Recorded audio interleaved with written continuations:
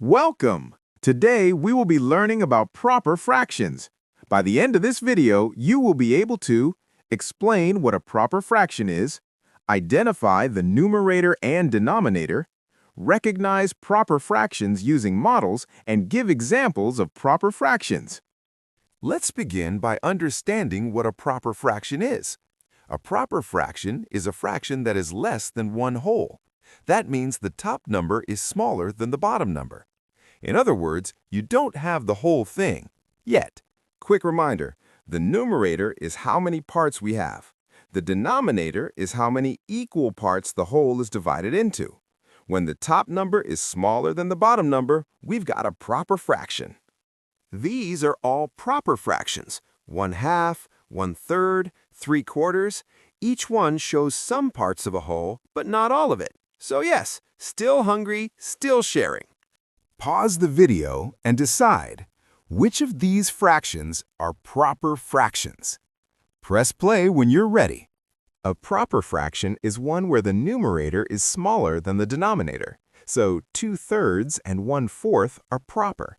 5/5 is not. In a proper fraction, we haven't used all the parts. Some pieces are still missing. That's why proper fractions are always less than one whole.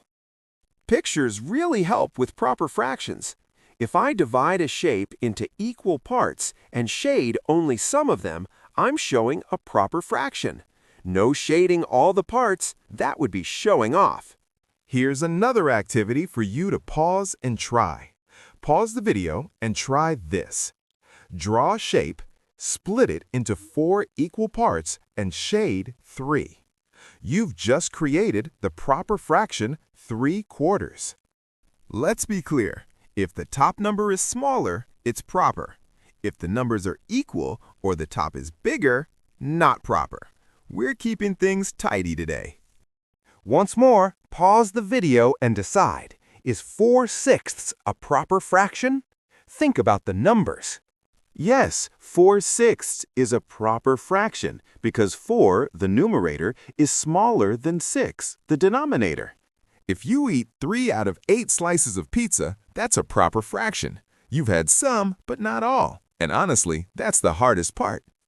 Let's recap. A proper fraction is less than one whole.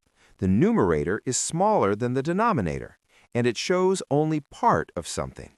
You're officially fraction smart now. Thanks so much for watching. If this video helped you understand proper fractions a little better, give it a thumbs up. It really helps the channel. Don't forget to subscribe so you don't miss our next maths lesson. We've got more fun, simple explanations coming your way. And trust me, maths gets even better from here. Feel free to leave a comment below or in the community section and tell me what you'd like to learn next. Until then, keep learning, keep trying, and remember, small parts can make a big difference. See you in the next video.